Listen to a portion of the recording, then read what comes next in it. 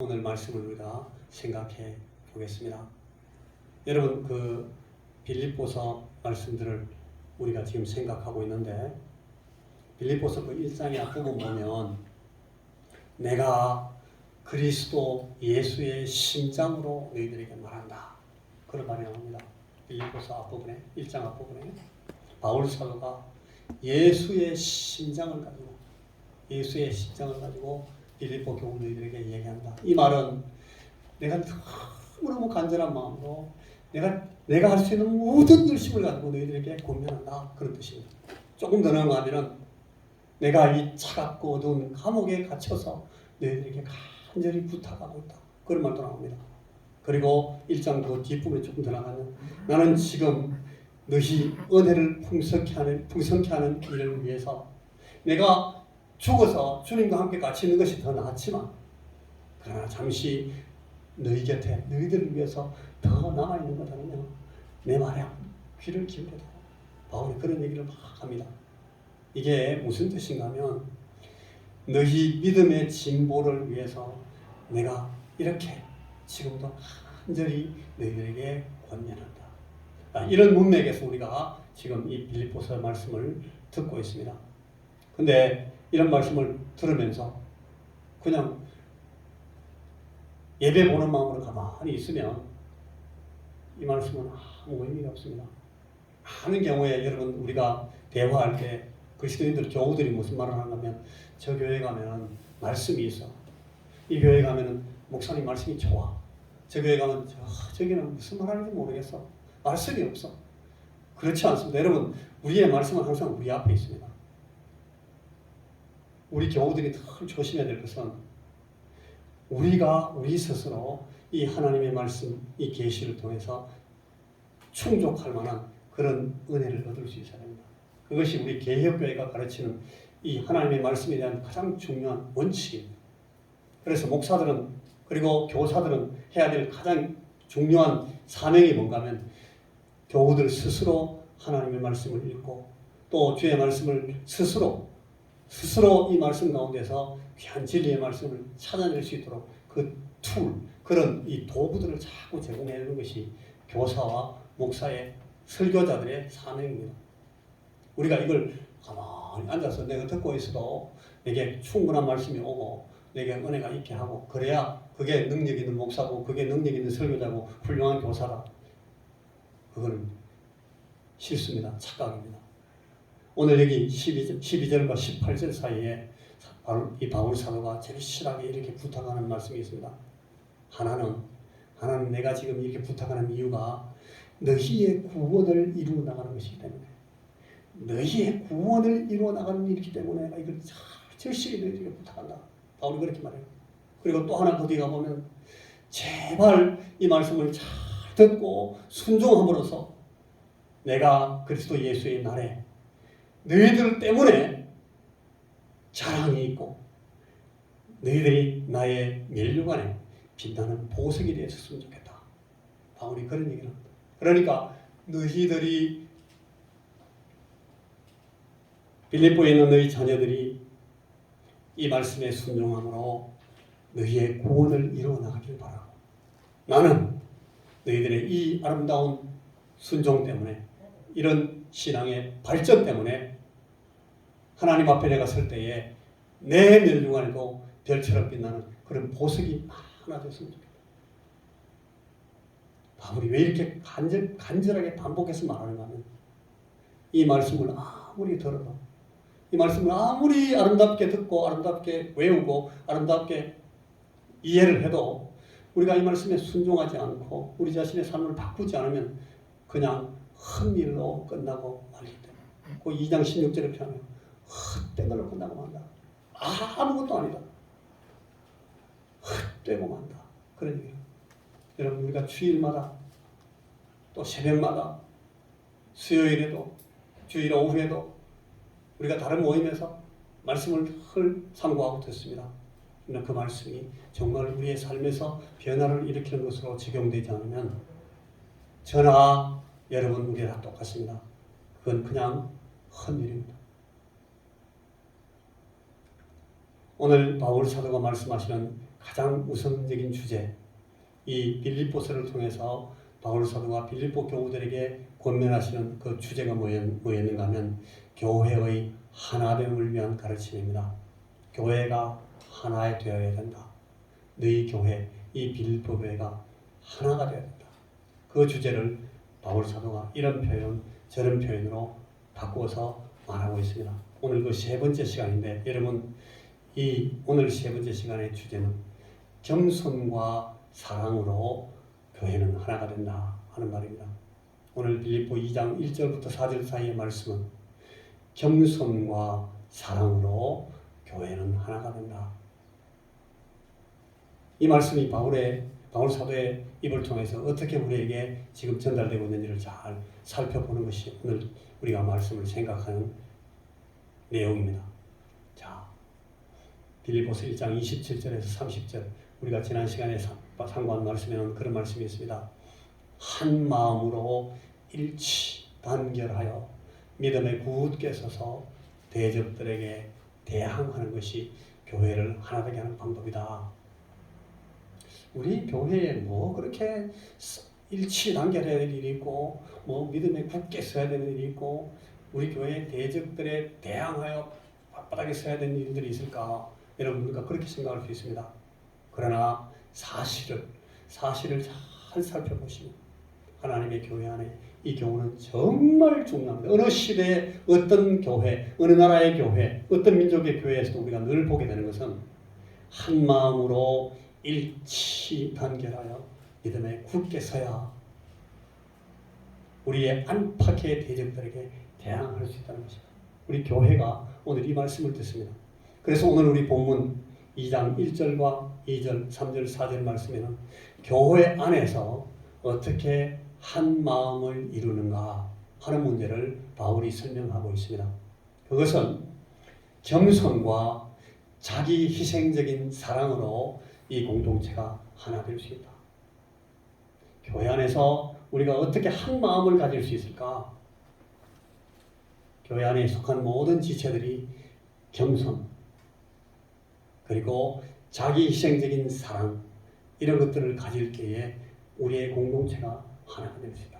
바울은 그렇게 설명합니다. 이것이 그리스도의 복음에 합당하게 교회 공동체의 삶을 꾸려나가는 방법이다 라고 바울은 오늘 이 본문을 통해서 우리에게 설명하고 있습니다.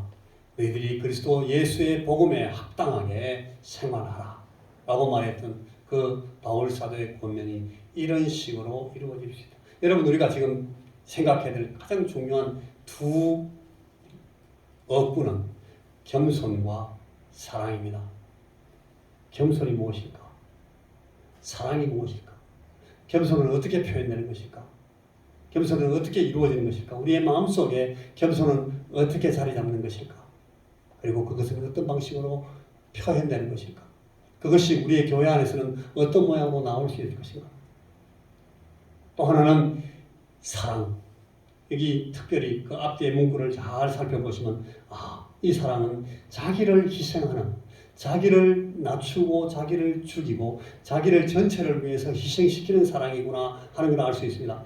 그 사랑, 오늘 내게서는, 오늘 우리 교회 안에서는 어떤 모양으로 이루어질 수 있을까? 그래서 우리의 교회는 어떻게 하나의 공동체, 하나 되는 공동체가 될 수 있을까 하는 것이 오늘 우리가 나누는 이 복음, 이 진리의 말씀의 주제입니다. 자, 첫 번째 2장 1절에 보니까 그러므로 그리스도 안에 무슨 권면이나 사랑의 무슨 위로나 성령의 무슨 교제나 긍휼이나 자비가 있거든, 그런 말씀이 있습니다. 여러분, 이 구절, 그러므로 그리스도 안에 무슨 권면이나 사랑의 무슨 위로나 성령의 무슨 교제나 긍휼이나 자비가 있거든 이라는 말을 좀 더 실감나는 어투로 번역을 하면 이런 뜻입니다. 정확하게 번역하면 여러분, 그리스도 안에서 권면 받고 있죠? 그렇죠? 여러분은 그리스도 안에서 사랑의 위로를 받고 있어요. 그렇죠? 여러분은 그리스도 안에서 성령의 교제를 나누고 있습니다. 그렇지 않아요? 여러분은 그리스도 안에서 자비와 긍휼을 받았지요. 그렇지 않습니까? 그러면 그리고 2절로 넘어갑니다. 이게 1절의 정확한 번역입니다. 이미 우리가 갖고 있는 사실들을 상기시킵니다.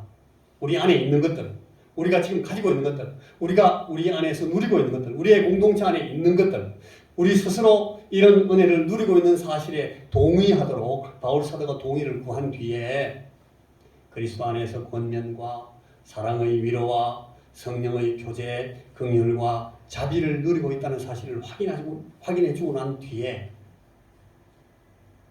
우리에게 그 뒤에 말씀을 전하겠다는 겁니다. 여러분, 이 그리스도 안에서의 권면이라는 말은 무슨 뜻인가 하면 그리스도와 연합하고 그리스도 안에 속한 사람들은 그 몸에 지체된 사실을 날마다 경험하고 체험하고 실험해야 된다, 그런 뜻입니다. 여러분, 이게 무슨 말인지 잘 보십시오. 그리스도 안에, 너희들이 그리스도 안에 있기 때문에 권면한다. 우리가 그리스도 안에 있다라는 말은 그리스도와 연합하고 우리가 예수님을 우리의 주로 받으면서 성령님 안에서 거듭나서 그리스도의 지체가 되고 포도나무의 가지처럼 주님께 속하게 될 때 우리가 그리스도 안에 속한 사람들은 그 몸의 지체, 우리 교회 공동체의 지체가 된 사실을 날마다 경험하고 체험하고 실험해야 된다는 뜻입니다. 여러분, 이거 하고 있는지 물어봐야 됩니다. 나는 이 교회에 그냥 등록해가지고 교회 이름만 언지나지 뭐 내가 뭐 교인이야? 그건 안 됩니다. 그거는 그리스도 안에 있는 것이 아닙니다. 그리스도 안에 있다는 것은 그리스도 안에 속한 사람들로서 이 몸의 지체가 되었기 때문에 내가 지체된 사실을 실제화해서 날마다 내가 지체이기 때문에 이렇게 느끼는구나.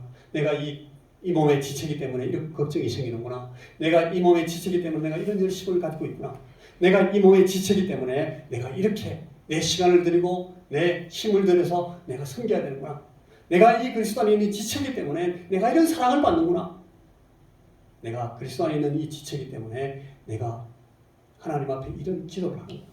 여러분, 이런 체험과 이런 경험들을 날마다 해야 됩니다. 그리고 이걸 더 나은 체험을 나가기 위해서 자꾸 실험해야 한다는 겁니다. 그게 그리스도 안에서의 권면입니다. 그 다음에 사랑의 위로. 그리스도의 사랑을 받은 자들이니 이 사랑을 남에게, 사랑을 받은 우리는 남에게 이 사랑의 위로를 할 수 있어야 된다는 겁니다. 그게 이 사랑의 위로와 하는 말씀으로 연결되어 나오는 교훈입니다. 여러분들께서 그리스도 안에 사랑을 받습니까? 사랑을 받은 자들입니까? 날마다 받는 사람들입니다. 저는 날마다 사랑받고 있습니다. 그러면 우리가 그 사랑을 다른 사람에게도 나눠주고 위로할 수 있어야 한다는 겁니다. 그것이 그리스도 안에 사랑의 위로를 갖는 사람들의 삶입니다. 자, 그 다음에는 그리스도 안에서 무슨 성령의 교제가 있느냐? 있습니까? 성령이 북돋우시는 교제를 실제로 경험하라는 겁니다. 성령의 교제라는 것은 이 문법적으로 주제격 속격이라는, 그러니까 이 성령이 북돋우시는 교제라는 말을 저렇게 쓰고 있습니다. 성령께서 우리 안에 오셔서 우리에게 북돋워 주시는 그런 교제를 실제로 체험하는 것이 그리스도 안에 성령의 교제가 있는 사람들의 삶의 이 뜻입니다. 이게 오늘 이 말씀이 우리에게 가르쳐주고 있는 일입니다. 자, 그 다음에 마지막으로 한 가지 더 나옵니다. 그리스도 안에 무슨 긍휼이나 자비가 있거든. 긍휼도 있고 자비도 있죠. 여기 긍휼과 자비라는 말을 원어의 단어는 긍휼이라는 뜻도 아니고 자비라는 단어도 아니고 잘 보면 그게 스플랑크나라고 그래가지고 위 그리스도 안에 위와 그리스도 안에 내장이 있거든. 그렇게 돼 있어요. 이 자비라는 말은 내장입니다. 이 헬라 원어에는 이 긍휼이라는 동정하고 불쌍히 여기는 마음, 자비심을 갖는 것, 여기 긍휼과 자비로 번역되어 있는 이 두 단어가 위장과 내장으로 표현되어 있는 것이 사실 내용이 뜻이 똑같습니다. 이 헬라 사람들은 동정심과 자비심과 불쌍히 여기는 마음이 위장에서 나온다. 내장에서 나온다. 그렇게 생각하거든요. 그래서 그리스도 안에 무슨 위장이나 내장이 있거든. 그렇게 해놨어요, 본문에. 여러분, 우리는 사랑이 어디서 나온다고 생각합니까? 사랑이 머리에서 나옵니까? 우리 한국 사람들은 어떻게 생각합니까? 쉬워요. 이거 어렵게 생각하지 말고 우리가 어떻게 생각하지 한번 생각해 보십시오. 우리 사랑은 어디서 나옵니까? 머리에서 나옵니까? 코에서 나옵니까? 발에서 나옵니까? 보통 어디서 나온다 그러면 우리는 어디서 나온다 그래요? 마음. 예, 마음이 어디 있습니까? 가슴. 보통 우리는 마음이 어디 있다 그럽니까? 마음 말하면서 손을 어디다 갖다 대니까 가슴. 여기 갖다 대니까 마음은 우리 가슴. 우리는 가슴이라고 생각해요. 한국 사람들 우리 생각은 긍휼과 자비, 동정심 이런 불쌍히 여기는 자비심 이런 건 가슴에 있다고 생각합니다. 가슴이 구체적으로 뭘 말하는지를 그림을 그려보라 그러면 이렇게 하트를 그려가지고 화살표를 걷다 뽑아놨습니다. 이게 무슨 말입니까? 그건 심장을 말해요. 그럼 우리는 심장이라고 생각하는 거예요. 그런데 이 헬라 사람들은 심장으로 생각 안 하고 위장이라고 생각하는 거예요. 여러분 제가 생각하는 그 티모르는 인도네시아 문화권인데 인도네시아 사람들은 이 사랑이 어디서 나온다고 생각해요? 간에서 나온다는 간. 가슴에서 나온다고 하면서 간을 짚습니다. 간을. 여기 이 말씀은 오늘 우리에게 주는 말씀 그리스도 안에 무슨 위장이나 내장이 있거든. 그 말은 이 그리스도 안에 동정심과 자비심과 불쌍히 여기는 마음이 있으면 너희들이 그런 마음들을 경험하고 있으면 그리스도 안에서 주님의 동정함을 받고 주님의 자비하심을 입고 또 주님께서 불쌍히 여기신 것을 우리가 체험하고 경험하면 너희들이 이것을 이렇게 해라. 그게 여러분 1장에서 2장 1절에서 4절까지 그 문장이 한 문장입니다. 그게 긴 오늘 우리가 읽었던 그 본문 긴 게 한 문장이에요. 여러분 뭐뭐이죠 그러니까 이렇게 해서 나의 기쁨을 완성하십시오 라고 되어 있는 한 문장이에요. 그러니까 이 문장의 주절은 나의 기쁨을 온전케 하라 라고 되어 있어요. 방금 우리가 생각했던 이거 여러분들 앞에 다시 볼까요? 그리스도 안에서의 권면이나 사랑의 위로나 성령의 교제나 긍휼과 자비가 있거든. 이걸 쭉 이렇게 해서 내 기쁨을 완성하십시오 라고 병원이 되어 있다고요. 자, 나의 기쁨을 완성해 주기 위해서 거기 그 중간에 구체적인 행동 지침이 4가지, 3가지. 4가지는 이렇게 해라. 3가지는 이렇게 하면 안 된다. 4가지 할 일과 3가지 하지 말아야 될 게 나와 있어요. 우리가 그리스도 안에 사랑으로 겸손함으로 이 오늘 바울 사도가 부탁하는 이 부탁을 잘 순응함으로써 바울 사도의 그 기쁨을 만족시키고 충만케 해야 되는 그 방법, 구체적인 행동 지침이 이 4가지, 3가지. 여러분 이게 오늘 말씀이 구체적인 내용입니다. 자, 우리가 뭘 적용해야 되는지 한 마음. 자, 2절을 봅니다. 2절은 마음을 같이하여 같은 사랑을 가지고 뜻을 합하여 한 마음을 품어. 똑같은 말 같은데 다른 용어로 계속 평행이 되어 있습니다. 마음을 같이해라. 같은 사랑을 가지고 뜻을 합해라. 한 마음을 품어라. 이 4가지가 우리가 해야 될 일들입니다. 우리가 사랑과 겸손으로 이 그리스도 안에 있는 공동체를 하나로 이루기 위해서 해야 될 것은 뭔가 하면 첫째, 같은 사랑을 갖는 것이다. 같은 생각을 갖는 것이다. 생각을 같이 해라. 같은 생각을 갖기 위해서 우리가 서로 대화해야 됩니다. 같은 생각을 갖기 위해서 우리가 마음을 열어야 됩니다. 같은 생각을 갖기 위해서 우리가 자신을 낮추어서 겸손하게 내게 말하는 저 사람을 더 존중하고 저분이 이런 뜻으로 말하는구나. 내가 저 말 뜻을 잘 모르겠는데 좀 더 알아봐야 되겠네. 그렇게 자꾸 적극적으로 생각을 들어보고 같은 생각을 갖도록 하는 그게 굉장히 중요한 행동 강림. 첫째. 둘째, 같은 사랑을 베풀어라. 같은 사랑을 베풀어라. 어떻게 우리가 사랑을 같이 나눌 수 있을까?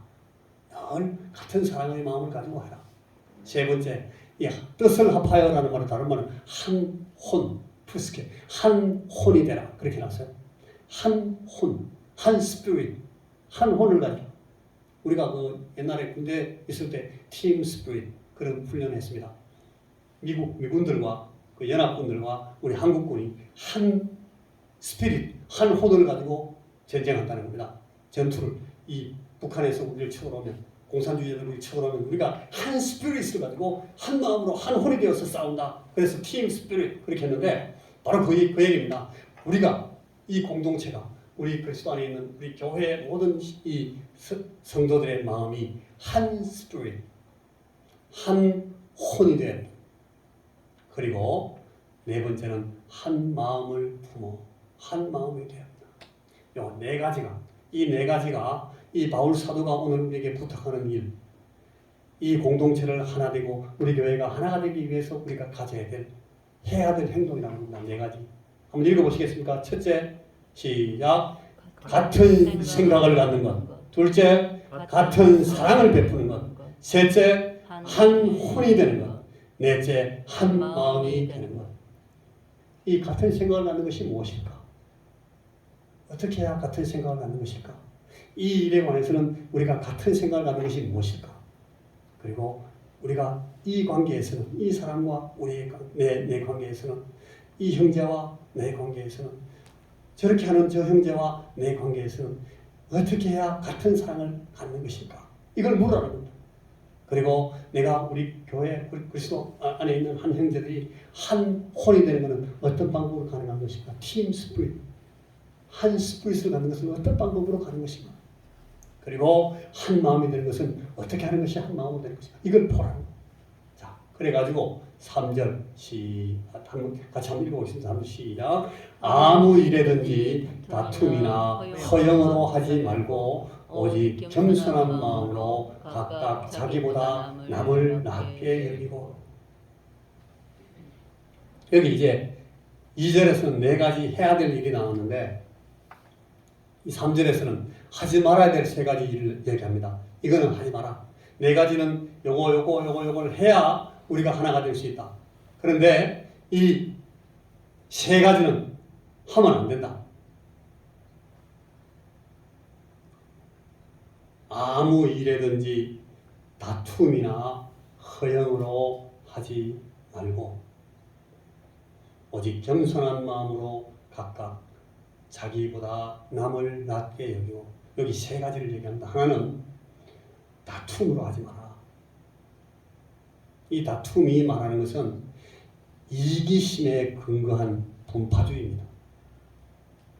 바울 사도가 늘 가르치는 이 교회 안에서 우리 그리스도인들이 가지면 안 되는 굉장히 중요한 하나의 문제는 이겁니다. 이기심, 자기중심, 자기 마음, 자기 생각만 가지고 자기가 옳다는 것만 가지고 자기만 주장하고 자기만 내세우면서 자기 이기심을 가지고 다투지 말라는 겁니다. 분파를 만들지 말라. 이거 어렵지 않아요.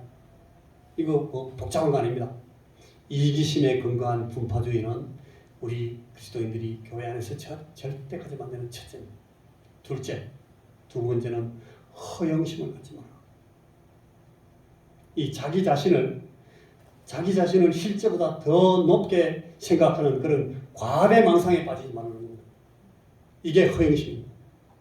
오늘날 우리 현대 이 심리학에서 가르치는 현대 문화에서 가르치는 굉장히 중요한 교훈 중에 하나가 자긍심을 가지라는 겁니다.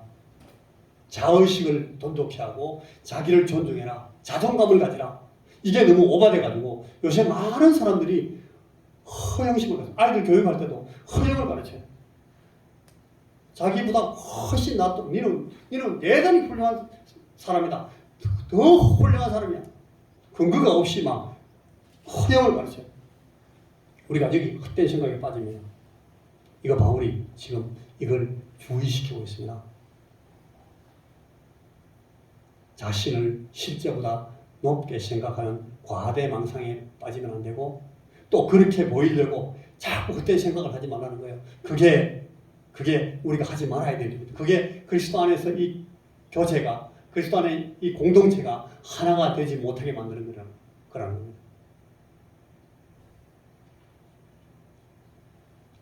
자신을 실제보다 높게 평가하는 과대망상이나 그렇게 보이려고 하는 헛된 생각에 따라 행동하지 말고 그 대신 겸손한 마음으로 남들을 자신보다 더 낫게 여기라. 남들을 자신보다 더 낫게 여기라. 우리가 이렇게 말하면 그러면 안 돼. 동네 나가서 네가 더 잘났다고 생각해야지. 네 친구가 네보다 더 잘났다고 생각하면 절대 안 된다. 알아서 이빨 꽉 물고 목에 힘 딱 주고 막 똑바로 해. 이렇게 막 그렇게 가르쳐요. 좋습니다. 아이들에게 용기를 가르치고 자긍심을 가르치는 것이 좋은데 이게 오바되면 안 돼요. 그래서 오히려 그 대신 겸손한 마음을 가지고 남들을 자신보다 더 낫게 여기라고 말합니다. 주님의 말씀에서는 계속 이렇게 말합니다. 근데 우리가 세상에서 가르치는, 세상에서 갖는 우리의 이 가치관과 세계관 때문에 이게 막 알력을 일으켜가지고 교회 안과 교회 밖에서 우리가 이 조화를 못 시킵니다. 교회 안에서 참으로 존경받는, 참으로 교회 안에서 겸손했기 때문에 너무 본이 되는 그런 성도들, 우리 교회도 많이 있죠. 그런 분들 보시면 정말 저분은 저렇게 겸손하구나.